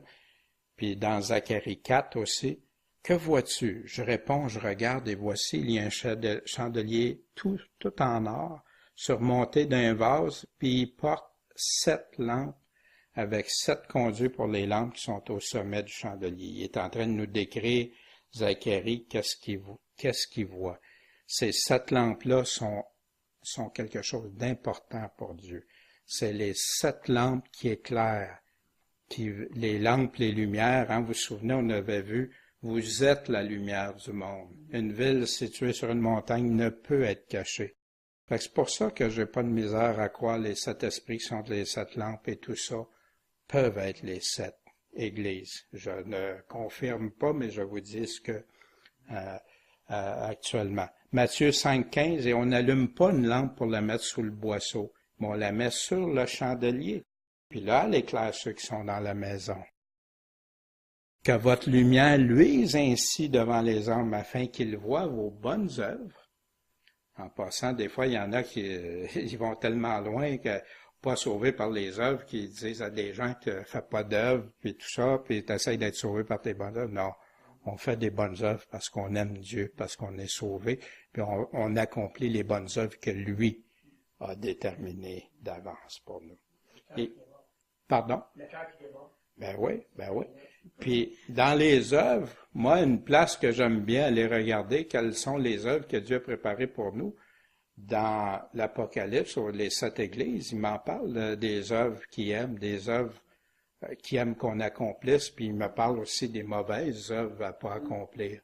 Fait que pour moi, puis ça confirme, en passant, ça reconfirme tout ce qu'on lit tout au travers du Nouveau Testament d'ailleurs. C'est pas différent de ce qui est écrit dans le Nouveau Testament, malgré qu'il y en a certains qui voient ça différemment. Quand tu lis attentivement le Nouveau Testament, il te parle de tout ça, de garder la parole, d'être persévérant, l'amour, etc., tout ça. C'est tout là. Révélation chapitre 5, verset 7, et il vint, puis il a pris le livre de la main droite de celui qui était assis sur le trône. Qui fait ça? C'est l'agneau. En passant, vous savez que l'agneau, le mot, c'est un jeune agneau, le mot qui est utilisé. Il est utilisé une trentaine de fois dans le Nouveau Testament, dont 29 fois dans l'Apocalypse. Et c'est un jeune agneau. Comme ce qui devait être sacrifié, c'est un jeune agneau sans tache. Et tout ça. Puis, l'autre place qui est utilisée dans le Nouveau Testament, c'est Pierre. Quand Jésus dit à Pierre, paie mes agneaux. Et il commence par celui-là, puis après ça, paie mes brebis. Paie mes agneaux, les plus jeunes, puis après ça, paie mes brebis plus âgées. C'est spécial, hein? Puis les autres, il y a d'autres places qui parlent d'agneaux, mais agneaux, c'est ça peut être des agneaux mâles solides. plus vieux. Mais ici, c'est vraiment, en tout cas, c'est surprenant. C'est un détail, mais un détail que moi, ça m'a frappé. Puis quand il a eu pris le livre, quand Jésus a pris le livre, les 4 êtres vivants, puis les 24 anciens se sont prosternés devant l'agneau. Et ayant chacun des harpes, puis des coupes d'or pleines des parfums qui sont les prières des saints. Fait que qu'est-ce qu'ils font? Quand Jésus le prend, il l'a pas ouvert encore. Il fait juste le prendre. Wow! C'est la fête. La musique. Puis ils prennent des coupes d'or en même temps. Puis c'est plein de parfums qui sont les prières des saints. Puis ça, on va y revenir aussi parce que les prières des saints, pourquoi que dans des coupes d'or? Pourquoi? On va avoir une partie de la réponse là, ça, dans la prochaine diapo. Puis aussi, on va voir, il chantait un nouveau cantique en disant « Tu es digne de prendre le livre et d'en ouvrir les sceaux. » Pourquoi? Parce que tu as été mis à mort, puis tu nous as rachetés à Dieu par ton sang, de toute tribu, langue, peuple et nation. C'est toi, Seigneur, qui es digne, parce que toi t'as fait ça. C'est toi qui es mort pour nous racheter parce que le sang le plus précieux que la terre a porté, et le ciel et tout l'univers a eu, c'est le sang de Christ. Mais voyez-vous, l'Apocalypse aussi, c'est vrai qu'il y a des affaires des fois, mais il y a des affaires tellement claires pour notre Seigneur et Sauveur. Moi, ça me porte juste mon cœur à l'adorer plus, à le chercher plus, puis à réaliser qu'il est. Il se révèle, la révélation de Jésus-Christ. Il se révèle aussi au travers de la prophétie. Cantique nouveau, on voit ça aussi un peu plus loin. Il chante un cantique nouveau devant le trône et devant les 4 êtres vivants et les vieillards ou anciens, et personne ne pouvait apprendre le cantique si ce n'est que les 144 000 qui avaient été rachetés de la terre. Oh! Pour ce cantique-là, il y a juste les 144 000, les 12 000 des 12 tribus d'Israël, qu'on va voir bientôt au chapitre 7. Dans l'Apocalypse 15, verset 3, et il chante le cantique de Moïse, le serviteur de Dieu. Puis on peut retrouver ça dans l'Ancien Testament aussi, des cantiques de Moïse. Puis, et le cantique de l'agneau, en disant, tes œuvres sont grandes et admirables. Seigneur Dieu Tout-Puissant, tes voies sont justes et véritables, Roi des nations. Ouais. Dans Ésaïe 42, chantez à l'Éternel un cantique nouveau. Chantez ses louanges aux extrémités de la terre, vous qui voguez sur la mer et vous qui la peuplez et les habitants des îles, tout le monde. Louez-le. La prière des saints. Souvenez-vous, là, dans des bols d'or, une coupe d'or, dans le psaume 56 au verset 8, quand David est en train de prier Dieu, il est dans un combat, ses ennemis veulent le détruire, le persécuter, tout ça. Tu comptes mes allées et venues. Tu connais où je vais, Seigneur. Tu me connais tout de moi. Mets mes larmes dans tes vaisseaux. Vaisseau, c'est quoi? Un pot, une coupe, un bol, appelle ça comme tu veux. Un vaisseau pour contenir. Ne sont-elles pas dans ton livre? Voyez-vous, les larmes, les prières là, des saints, là, c'était fait avec larmes, parce que quand tu regardes l'Apocalypse, là, les prières des saints, jusqu'à quand, Dieu, tu vas venir nous libérer? L'Apocalypse, il y a beaucoup d'épreuves dans ce livre-là, mais avec toute l'espérance de la délivrance de Christ. Mes larmes, mets mes larmes dans tes vaisseaux.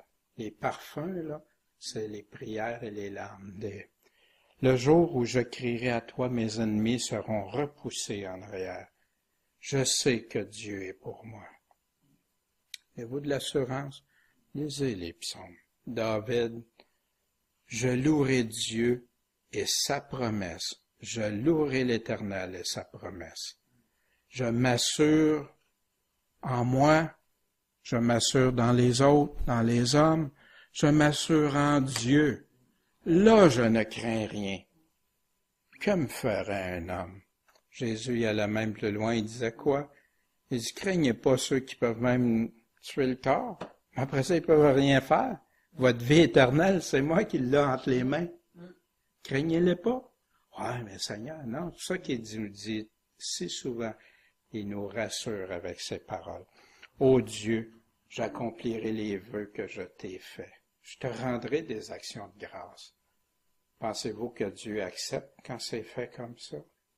Quand tu t'assures en Dieu, puis que tu t'appuies sur lui, c'est en lui que tu te confies, car tu as délivré mon âme de la mort et mes pieds de la chute, afin que je marche devant Dieu dans la lumière des vivants.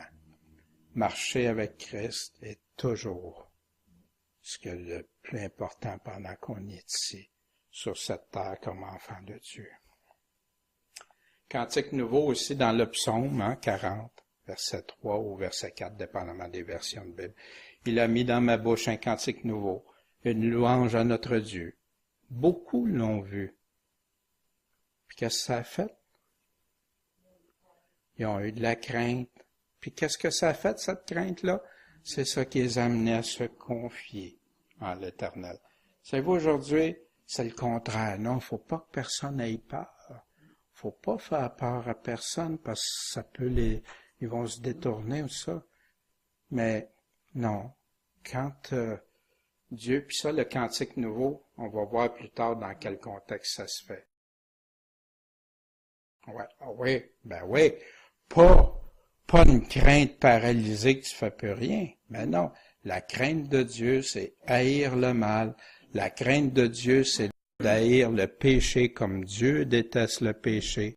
La crainte de Dieu, c'est que Dieu dit ça, c'est ça.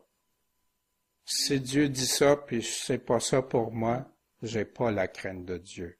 Parce que c'est pas Dieu c'est pas Dieu qui décide à ce moment-là. C'est qui décide? Si Dieu dit quelque chose, puis moi je dis non, c'est pas ça. Qui décide? J'ai-tu la crainte dans ce temps-là? Si je vais voir mon boss, puis mon boss me dit, Daniel, c'est comme ça le travail, puis tu fais comme ça, ou tu passes comme ça, ou tu fais ça de telle façon. Si j'aime mon patron, puis je lui donne l'autorité qu'il a, mais si j'arrive et je dis non, moi j'ai une meilleure façon, je vais faire comme je veux. J'ai-tu la crainte de mon employeur? Ça se peut-tu aussi que j'ai pas de crainte, mais qu'il m'arrive d'autres choses? Mais c'est ça. La crainte, c'est pas compliqué, là. C'est de se soumettre. Quand il dit quelque chose, c'est ça qu'il dit. J'ai pas essayé, tantôt on a lu le vase, il parlait justement de ça. Est-ce que les vases vont dire au potier? C'est ça. Fait que ça, et beaucoup l'ont vu, ont eu de la crainte, et ils se sont confiés à l'Éternel. Psaume, chantez à l'Éternel un cantique nouveau. Pourquoi? Car il a fait des prodiges, sa droite et son bras. Il parle de Christ quand il est intervenu, puis quand il fait des choses. Des nouveautés dans la Révélation, il y a plusieurs nouveautés. Il y a des nouveaux noms pour les croyants. Il y en a un pour Christ aussi. La Jérusalem, une nouvelle Jérusalem. On a ça dans le chapitre 3:12 à une des églises, puis au chapitre 21:2. Puis des nouveaux cieux et nouvelles terres qui vont arriver comme nouveauté. Et toutes choses nouvelles.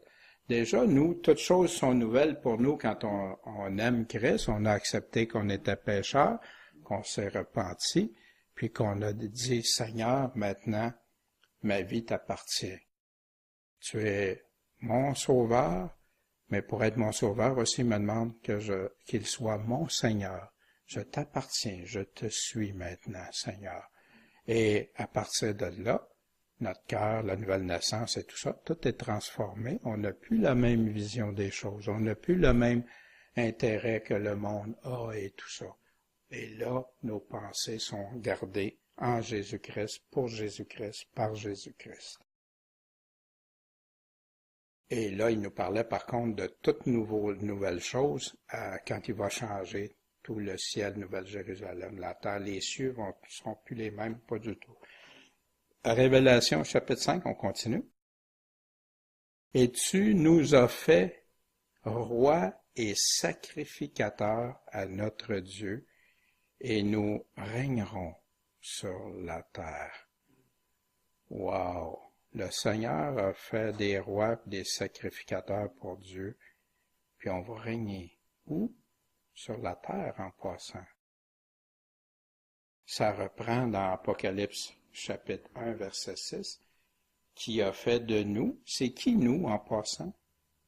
C'est les fidèles, les croyants, ceux qui croient, qui suivent Jésus-Christ, d'accord? Qui a fait de nous un royaume des sacrificateurs pour Dieu, son Père. À lui soit la gloire et la puissance au siècle des siècles. Voyez-vous quelque chose de particulier ici? Qui a fait de nous un royaume, puis des sacrificateurs pour Dieu son Père. Fait que si on est des rois, des sacrificateurs, hey, je devrais avoir la gloire. Ah, pourquoi qu'il dit pas ça? Il dit la gloire et la puissance à Dieu le Père. On va aller voir pourquoi peut-être. Dans Apocalypse 20, à partir du verset 4 au verset 6, quand il parle, c'est après le retour de Christ, après l'Armageddon, puis qui dit « Heureux et saints, mis à part ceux qui ont part à la première résurrection. La seconde mort n'a pas de pouvoir sur eux, mais ils seront quoi? Sacrificateurs de Dieu et de Christ, puis ils vont régner avec lui pendant 1000 ans. » C'est toujours Dieu que revient la gloire. Vous avez vu tantôt les 24 anciens, ils font quoi avec leur couronne de victoire? Ils mettent aux pieds de Jésus. Vous vous souvenez Paul quand il dit la couronne, tu sais, quand il parlait de la couronne et tout ça.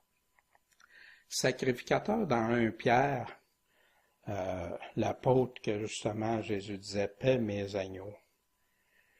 Vous aussi, comme des pierres vivantes, vous êtes édifiés pour être une maison spirituelle, une sacrificature sainte, des sacrificateurs saints mis à part.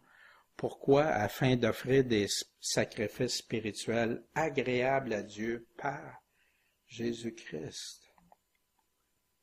Au verset 9, mais vous êtes la race élue, la sacrificature royale. Là, il met même le mot royal, la sacrificature du grand roi.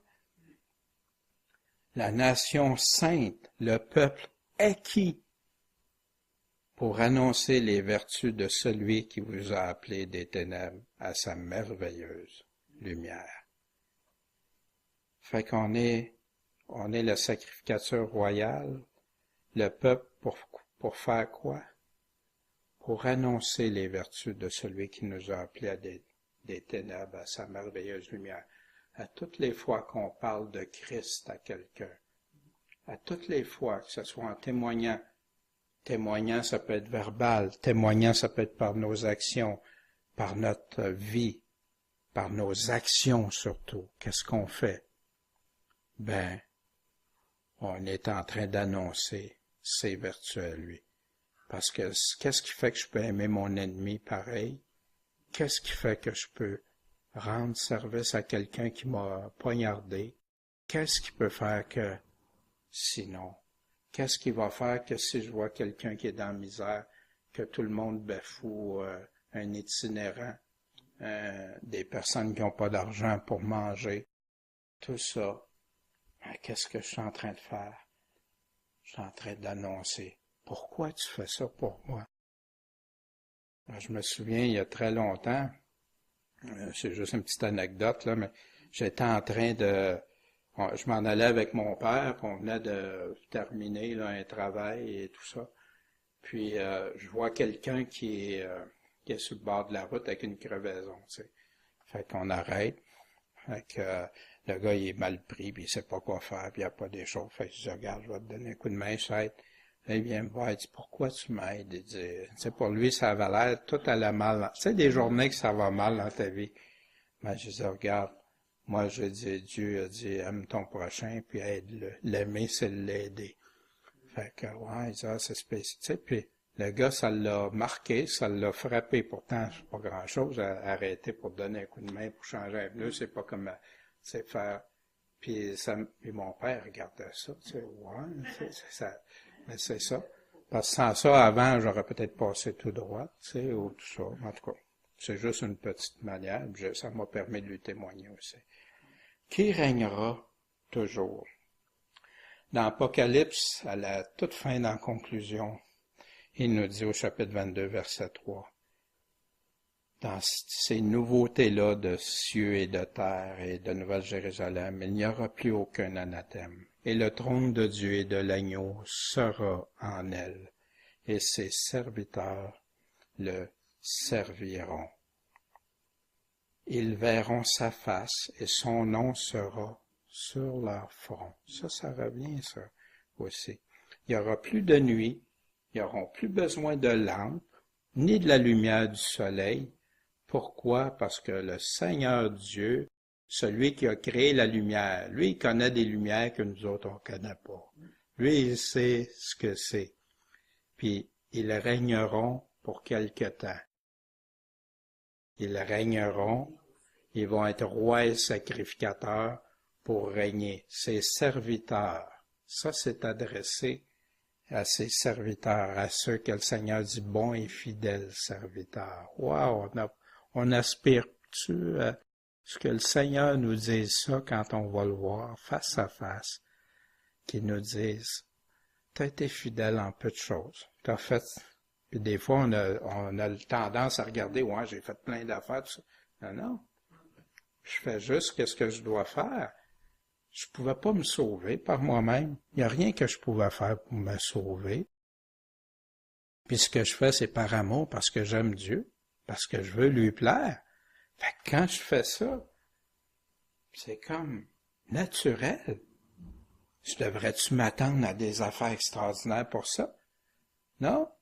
Et il dit, serviteur fidèle, tu as été fidèle en peu de choses.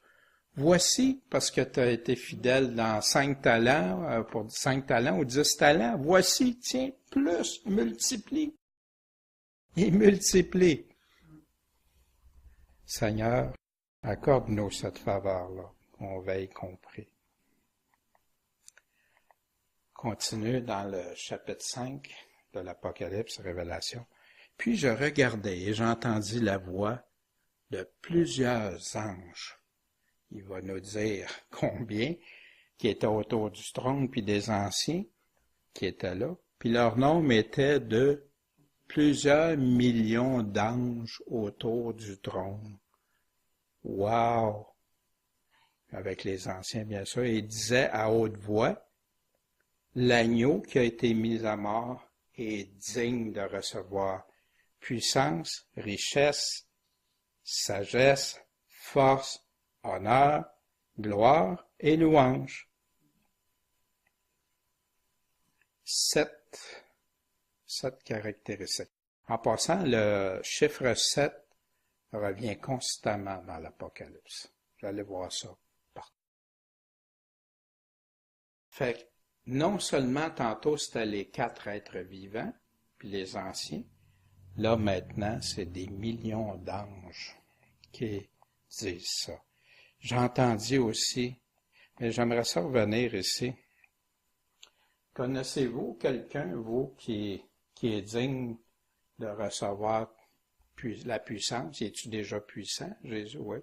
Mais qui serait digne de recevoir toute la puissance, toutes les richesses, toute la sagesse, toute la force, tout l'honneur, toute la gloire, puis toute la louange? Juste un. Juste un. Puis il y a des millions d'anges qui connaissent Dieu de toute éternité, qui l'ont vu agir au travers le temps, qui voient qu'est-ce qu'il fait, puis eux disent ça. Wow! Qu'est-ce que je vais dire, moi, quand je vais arriver devant? On réalise pas la gloire, toute la gloire, la puissance de qui on sert, qui est notre Dieu. Verset 13, j'entendis aussi toutes les créatures qui sont au ciel, sur la terre, dans la terre, sous la terre, dans la mer, puis toutes les choses qui y sont. Fait que les créatures, mais les choses aussi qui y sont. En passant, je ne sais pas si vous connaissez les versets bibliques qui disent même les étoiles le louent Dieu le matin. 10 ans, mais ils disent, ça veut dire qu'ils ont quelque chose à celui qui peuvent parler ou qui peuvent confirmer, affirmer, à celui qui est assis sur le trône et à l'agneau, soit louange, honneur, gloire et force au siècle des siècles. Toute créature, toute chose. Les 4 êtres vivants, eux autres, ils disaient « Amen », selon notre foi, que ce soit comme ça, c'est comme ça, c'est la vérité. Amen, on va faire une petite étude sur ça, c'est intéressant. Et les 24 anciens se prosternèrent et adorèrent qui? Celui qui est vivant au siècle des siècles. Est-ce que Jésus, des fois, on entendait ça, puis même au début, dans le temps au début de ma conversion ou avant, là, Jésus, j'ai-tu le droit de l'adorer? J'ai-tu le droit? Tu sais, t'es nouveau ou t'es en cheminement, fait que tout ça. Wow! Jésus, en passant, n'a jamais empêché quelqu'un de l'adorer. Les anges le font, les apôtres l'ont fait, mais jamais Jésus, parce que c'est lui la vérité, le chemin. Puis si Jésus n'aurait pas été, si ça n'aurait pas été ça, il pourrait plus dire après qu'il est la vérité, le chemin, puis tout ça, si ça n'aurait pas été vrai. Voyons. Toutes les créatures, où est-ce qu'ils sont? Vous vous souvenez où est-ce qu'ils sont? Dans le ciel, sur la terre, en dessous de la terre, dans la mer, ça couvre partout. Il y en a combien qui sont sous la terre? Qui sont sous la terre? Puis dans la mer ou en dessous de la mer? Ça me chicotait. J'ai été faire des petites vérifications dans Job 38, 41. Qui est-ce qui apprête la nourriture aux corbeaux? Quand ces petits crient à leur mère? Quand ces petits crient au Dieu fort et qu'ils vont errants parce qu'ils n'ont pas de manger. Les oiseaux peuvent crier à Dieu. Les animaux, ouais. Et on retrouve ça à plusieurs endroits dans la Bible. Genèse 49, 9. Et quant à moi, voici, j'établis mon alliance avec vous. Ça, c'est suite au déluge. Et avec votre race, après vous, c'est pas 49, c'est 9. Excusez, là, il y a une erreur. Là, c'est au chapitre 9. Attendez, je vais juste confirmer, là. Surtout, c'est vrai, c'est enregistré. Pas oublier ça. Genèse, chapitre 9. J'ai fait ma première erreur de ma vie. Oh, ma femme est là, je vais faire attention. Non. OK. C'est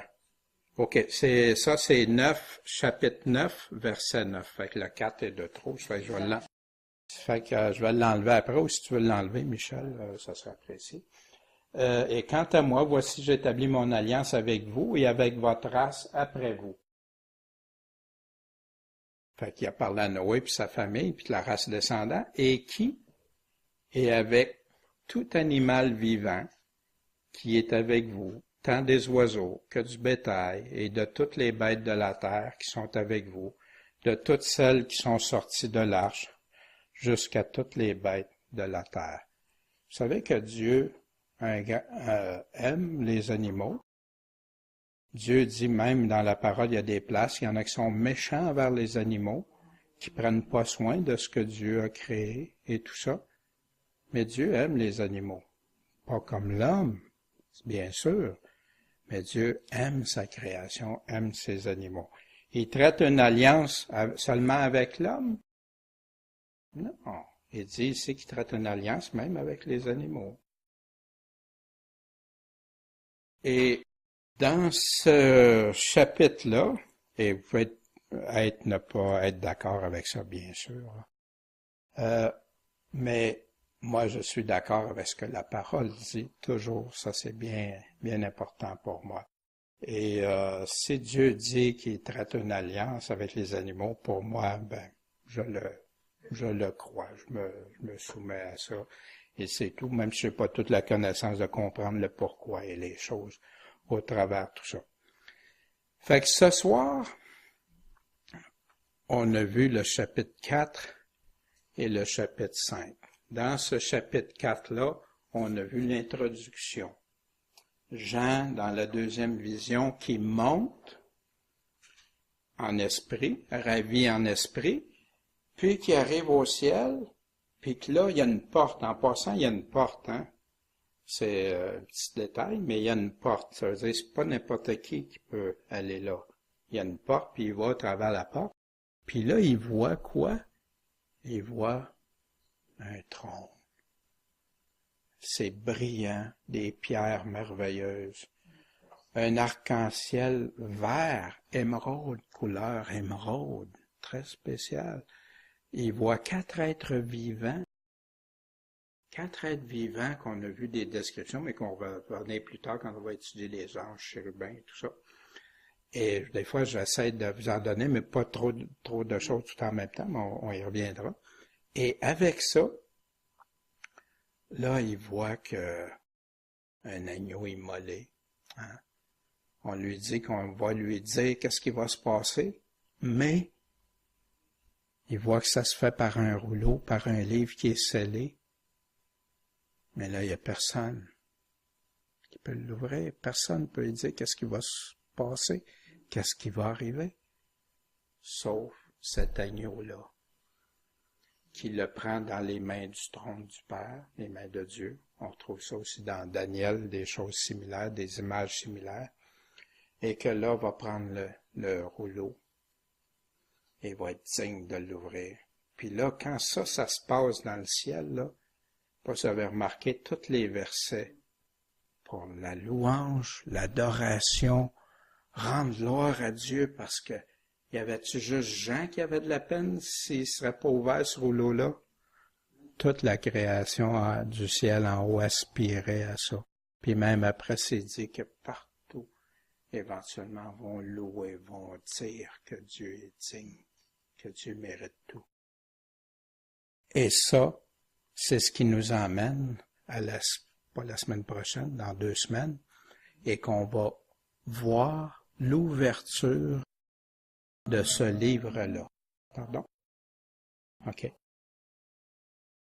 L'ouverture du livre, du premier sceau, ce livre-là en passant, qui ne peut pas être ouvert tant que les sceaux ne seront pas tous brisés.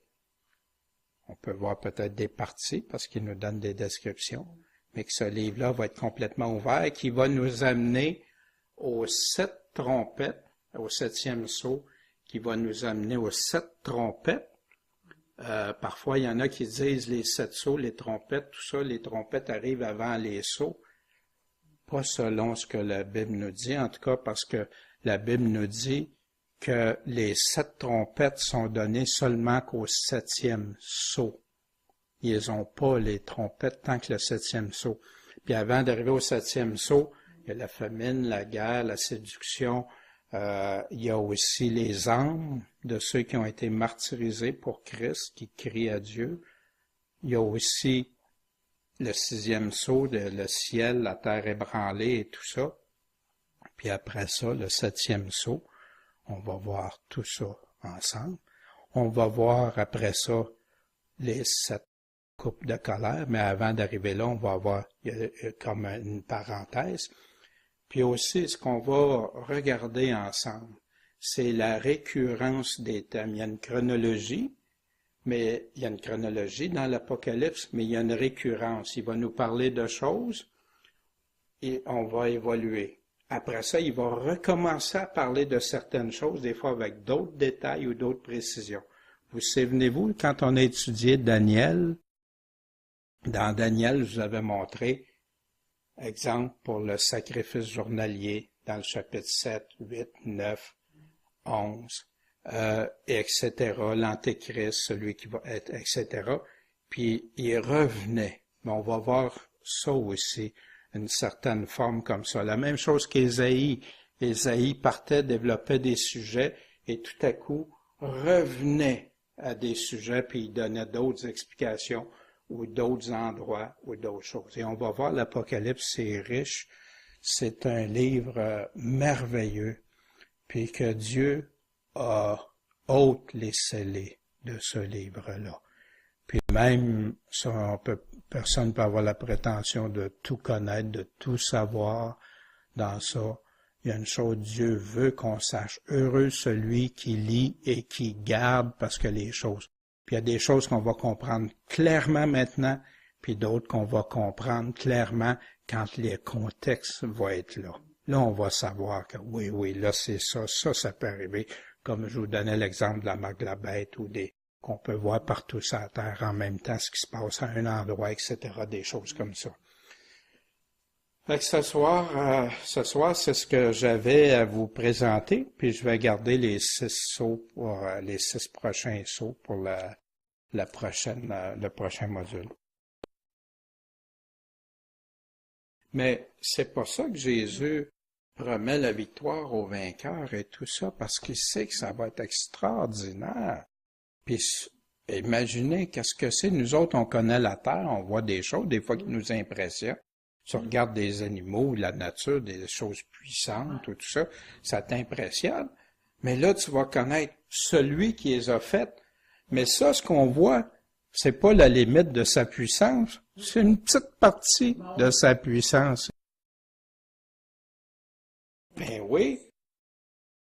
Ben non, ça sera pas la fête pour ça. Et ça, c'est le message de Jésus-Christ. Dans l'Évangile, Jésus, il y en a qui veulent voir Jésus juste Jésus d'amour et tout ça. Puis oui, c'est le Jésus d'amour, mais c'est un Jésus juste, un Jésus sévère en ses exigences, mais plein de grâce. Et c'est comme ça avec Dieu. Et c'est lui qui établit les standards. Puis je crois qu'en mettant des standards aussi, certains standards qu'aujourd'hui, malheureusement, on voit presque plus, les gens ont tout abaissé les standards de Dieu. Puis Seigneur, c'est triste. C'est triste parce que c'est sûr que ça fait partie de l'apostasie et tout ça. Et c'est triste de voir ça parce que t'as des églises qui vont avoir conduit des personnes dans la perdition au lieu de les avoir conduits dans l'Évangile du Seigneur, qui le dit, hein, on l'aime, on le suit, ceux qui l'entendent écoutent sa voix, le suivent, mettent en pratique ce qu'il nous demande, puis là, tu as la pleine assurance d'être avec lui. Et c'est pas par nos œuvres, parce qu'il nous a sauvés de ce trou-là, de cette chose-là, pas pour y retourner. Des fois, j'ai entendu des personnes, moi, ça n'a rien changé dans ma vie, continuer à faire toutes les choses. OK. Au début, peut-être, mais à un moment donné, il y a toute chose nouvelle. C'est quoi toute chose nouvelle pour toi? Qu'est-ce qui se passe? Fait que dans ce temps-là, tu invites la personne à regarder, à aller plus loin, à s'examiner s'il est dans la vraie foi et tout ça.